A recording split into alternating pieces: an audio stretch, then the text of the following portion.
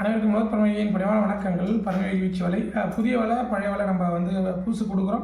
பழசு வந்துட்டு நம்ம சர்வீஸ் பண்ணி கொடுக்குறோம். அதனால் நம்மகிட்ட வந்து நிறைய வலைகள் வரும். அதில் வந்து ஒரு 3 பார்சல் வந்தது. ஒரு பார்சல் வந்து நம்ம கொடுத்த வலை வந்துருக்கு. ஏன்னா இது வந்து 4.5 கிலோ வெயிட்டு. நம்ம வந்து வெயிட்டாக கொடுத்தோம். அவர் வந்து ரொம்ப ஜாஸ்தி வெயிட் இருக்குது, எனக்கு வந்து இந்த வெயிட்டை குறைச்சி கொடுங்க அப்படின்னு சொல்லிட்டாப்புல. நம்ம அதை ஒரு 3-3.5 கிலோவுக்கு நம்ம வெயிட்டு மாற்றிக்கலாம், ஒன்றும் பிரச்சனை இல்லை.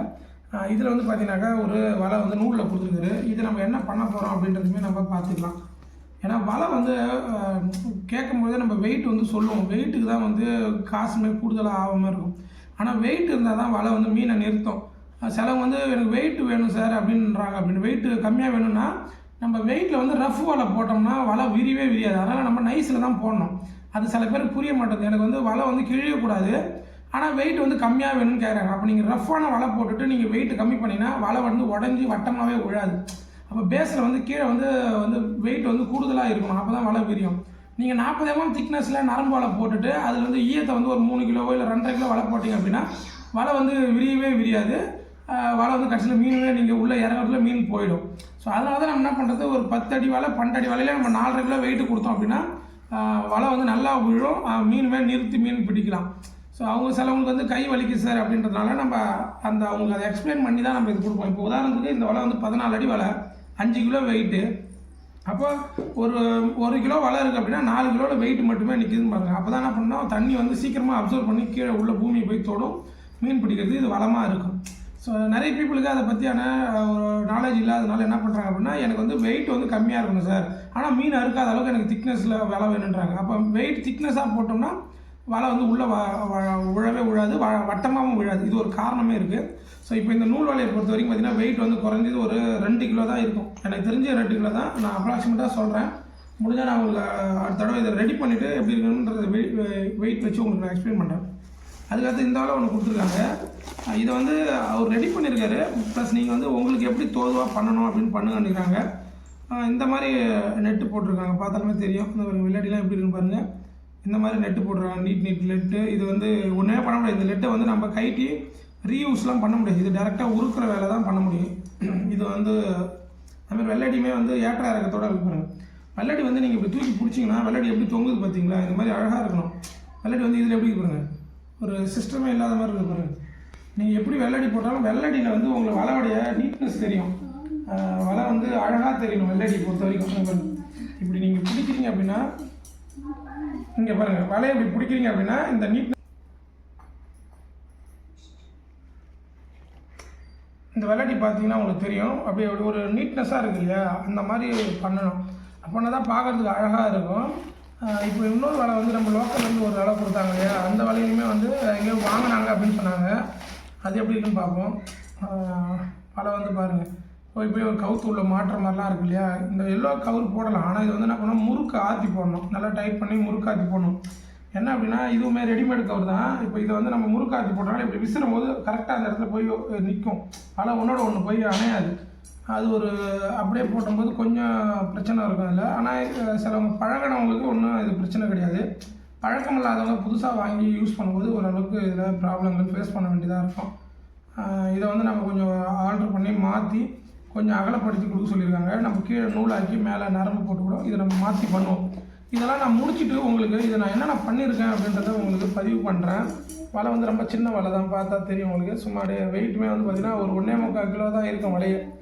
இது வந்து பிகினர்ஸ், இந்த குழந்தைங்க சின்ன சின்ன பசங்களாம் வந்து கற்றுக்கணும். சும்மா வீட்டில் வந்து தரதுலேயே சுற்றி கிடக்கிறான், ஏதாவது ஒன்றுமே பண்ண மாட்டான், படிக்கூட மாட்டான் அப்படின்றவங்களுக்கு இந்த மாதிரி ஆர்ட் ஒன்று கற்றுக் கொடுத்தோம்னா அவன் ஏதாவது அவன் வாழ்வாதாரத்துக்கு அது பயனுள்ளதாக யூஸ் பண்ணிக்கலாம். ஏன்னா நிறைய பசங்களுடைய மனநிலையெல்லாம் இப்போ டோட்டலாக வேறு. ஏன்னா நம்மக்கிட்ட வந்து ஒரு விஷயம் கற்றுக் கொடுக்கணும் அப்படின்ட்டு வந்து கற்றுக் கொடுக்கும்போதே அவனை வந்து நிறையான பாதைகளுக்கு போக மாட்டான பசங்க. அதனால் முடிஞ்ச வரைக்கும் வீட்டுக்கெலாம் கூப்பிட்டு யாரையும் வந்து நீங்கள் கற்றுக் கொடுக்க தேவை. எது கற்றுக் கொடுத்தாலும் நீங்கள் ஆன்லைன் சோஷியல் மீடியாவில் இதுமாதிரி நீங்கள் கற்றுக் கொடுத்துங்க. நான் அதை தான் அப்படி தான் டீச் பண்ணுறேன். ஸோ எந்த வகுப்பாக இருந்தாலும் நம்ம சென்டரில் டீச் பண்ணுவோம். அதோட வந்து சோஷியல் மீடியா தான். நேரில் வந்து வர வச்சுலாம் யாருக்கும் வந்து டீச் பண்ணுற மாதிரி இல்லை. ஏன்னா நிறைய பட்டுட்டாச்சு. ஏன்னா நீங்கள் என்ன தான் யோகியாக இருந்தாலும் நம்ம எதிர்க்க இருக்கிறவங்களும் யோகியாக இருப்பாங்கன்னு எதிர்பார்க்க முடியல. அதனால் முடிஞ்ச வரைக்கும் அதெல்லாம் லேர்ன் பண்ணிங்க. ஸோ இந்த வலையுமே நம்ம மேக் பண்ணிவிட்டு உங்களுக்கு நான் வந்து பதிவு பண்ணுறேன். எப்படி இருக்குதுன்னு பாருங்கள். ரொம்ப மகிழ்ச்சி. நிறைய நண்பர்கள் வந்து பழைய வழியை வந்து அனுப்புகிறீங்க. முடிஞ்ச வரைக்கும் நம்ம அதை அழகுபடுத்தி தான் அனுப்புவோம். உங்களுக்கு எப்படி நீங்கள் மாடல் கேட்குறீங்களோ ஸோ அது மாதிரி பண்ணிக்கலாம், ஒன்றும் இல்லை. என்ன அப்படின்னா ஒரு இன்ட்ரெஸ்ட் தான். நம்ம ஒரு பொருளை வந்து நேசிக்க ஆரம்பிச்சிட்டோம்னா அதை நம்ம எவ்வளோ பிரச்சனையாக இருந்தாலும் அதை எதிர்கொள்ளக்கூடிய வல்லமை வந்துடும். ஸோ அதாவது ப்ராப்ளம் சால்விங் மெத்தட்னு சொல்லுவாங்க. நம்ம ப்ராப்ளத்தை வந்து இருக்கிற ப்ராப்ளத்தை எப்படி வந்து சால்வ் பண்ணுறோம் அப்படின்ற ஒரு மெத்தடாலஜியை ஒரு எக்ஸ்பீரியன்ஸ் மூலிமா நம்ம வந்து கற்றுக்கலாம். அதெல்லாம் வந்து நீங்கள் அந்த ஒர்க்கு மேலே எந்த அளவுக்கு டெடிக்கேஷனாக இருக்கிறீங்க அப்படின்றது தான். ஸோ நான் வீச்சு வேலையை ரொம்ப டெடிக்கேஷனாக நான் வந்து பண்ணுறதுனால தான் இதை நம்ம சக்ஸஸ் பண்ண முடியுது. ரொம்ப மகிழ்ச்சி உங்களுடைய ஆதரவுக்கு. உங்களுடைய ஆதரவுகள் இன்னும் சப்போர்ட் எனக்கு தேவைப்படுது. ஏன்னா வாழ்க்கையில் இது ஒரு கலையாக வந்து அடுத்து கொண்டு போயிட்டுருக்கோம். அடுத்து கொண்டு போய் இதை இன்னும் மேன்மைப்படுத்தலாம்னு இருக்கும். நிறைய பேர் நிறைய விமர்சனங்கள் இதை ஆரம்பிக்கும் போதுமே சொன்னாங்க. ஏன்னா நம்ம வந்து ஒரு யோகி, ஆக்சுவலாக இல்லற வாழ்க்கையிலேருந்து நம்ம பயணம் பண்ணிட்டு வரோம் யோகா நெறிமுறையில். அதனால் நிறைய இடர்பாடுகள். இது வந்து ஒரு பொருளாதாரத்துக்கான ஒரு வேலை. யாரையும் ஏமாத்துறோம் அப்படின்ற ஒரு ஐடியாலாம் கிடையாது. ஏன்னா நம்ம இதுக்குமே ரா மெட்டீரியல் செலவு பண்ணி ஒரு பொருளை காசு வாங்கி எல்லாமே மேக் பண்ணி தான் நம்ம இதை வந்து கூலி வாங்குகிறோம். அதனால் ஒரு வேலையோடைய வேலைப்பாடு எவ்வளோ இருக்கும், ஒரு வேலைக்கு நம்ம எவ்வளோ வேலை செய்வோம் அப்படின்ட்டு இதை மேக் பண்ணக்கூடிய அந்த தொழில் பண்ணக்கூடிய அந்த வருமானம் பார்க்குறாங்க இல்லையா விவசாயிகள், அதை மீன் பிடித்து தொழில் பார்க்குறாங்க இல்லையா, அந்த நண்பர்களுக்கு தான் இதை பற்றியான விளக்கங்கள் தெரியும். அதனால் அவங்க நமக்கு நிறைய ஆதரவு கொடுக்குறாங்க. சும்மா வெறுமனே சுற்றிக்கின்னு பேசிட்டு வரக்கூடிய நிலைப்பாட்டில் இருக்கிறவங்களுக்கு நம்ம இந்த பதிவு கொடுக்கல. கற்றுக்கணும்னு ஆர்வம் இருக்கிறவங்க, எண்ணற்ற துறையில் இருக்கிறவங்களுமே நம்மகிட்ட வேலை வாங்கியிருக்காங்க. ரொம்ப மகிழ்ச்சி. அடுத்த பதிவில் கண்டிப்பாக சந்திக்கிறேன். முடிஞ்சால் உங்கள் ஊரில் இருக்கக்கூடிய நீர்நிலைகளை பாதுகாத்துக்குங்க. ஏன்னா நீர்நிலைகளை பாதுகாத்தோம் அப்படின்னா இந்த வேலைவாய்ப்புலாம் வந்து கண்டிப்பாக கண்டினியூ ஆகும். நீர்நிலையை பாதுகாக்காமல் நம்ம அழிச்சிட்டோம் அப்படின்னாக்கா நமக்கும் குடிக்கு தண்ணி இருக்காது. அதில் இருக்கக்கூடிய உயிரினங்களை வச்சு சார்ந்து இருக்கக்கூடிய மனிதர்களுக்கும் வாழ்வாதாரம் இருக்காது. எல்லாமே அழிந்து போயிடும். புரியும் நினைக்கிறேன். நிறைய இடர்பாடுகள், நிறைய விஷயங்கள் நடந்துகிட்ருக்கு ஒவ்வொரு நாட்டிலையும்.